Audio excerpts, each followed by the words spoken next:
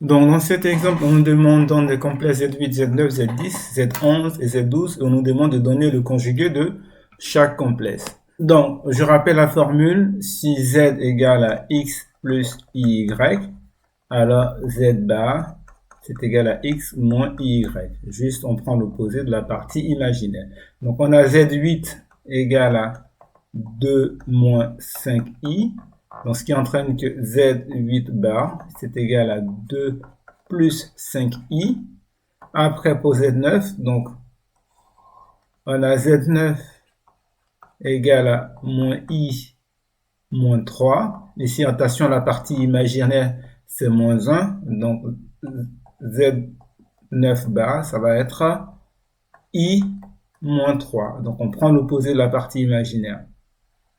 Après, pour Z10, Z10 est égal à racine de 2, ça n'a pas de partie imaginaire, donc le conjugué de Z10, ça reste Z10, donc le conjugué d'un réel, c'est lui-même. Après, pour Z11, on a Z11 égal à 3i, donc c'est un imaginaire pur, donc la partie imaginaire c'est 3, donc Z11 bar, on prend l'opposé, donc ça fait moins 3i. Pour Z12, donc on a Z12 égale à i facteur de moins i moins 3. Donc pour pouvoir obtenir l'écriture algébrique dans un premier temps, on va développer ça. Donc ça fait i fois moins i, donc ça fait moins i au carré, donc ce qui fait plus 1 moins 3i. Et donc ça c'est Z2, donc ce qui entraîne que Z2, le conjugué de Z2, ça fait 1 plus 3i. Donc, la question nous demande de décrire les positions relatives de deux points M et M' qui sont représentés dans le plan complexe, respectivement par les affixes Z et Z bar. Donc, si on prend le plan complexe, donc supposons que je dessine mon plan complexe à peu près là, je fais quelque chose d'à peu près.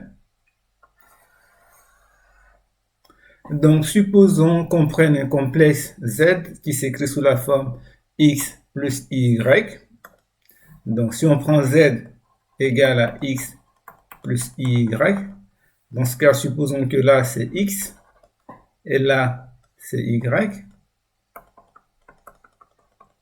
Donc, le point M qui sera associé au complexe Z, il sera là. Donc, M d'affixe Z. Or, Z bar, on sait que ça va faire X moins Y. Donc, si on veut représenter Z bar, on garde l'abscisse X, mais cette fois-ci, l'ordonnée, ça va être moins Y, donc l'opposé, donc moins Y. Et voilà le point M' qui est associé au complexe d'affixe Z bar. Donc, on se rend compte d'après ce graphique-là que si deux points sont associés à deux complexes dont l'un est le conjugué de l'autre, alors ces deux points-là sont symétriques par rapport à l'axe des abscisses. Donc, le point M d'affixe Z et M' d'affixe Z bar sont symétriques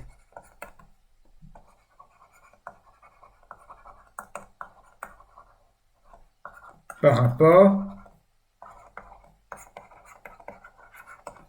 à l'axe des abscisses qui, dans le plan complexe, est appelé l'axe des réels, parce que c'est sur cet axe-là que se trouvent les réels, par rapport à l'axe des réels.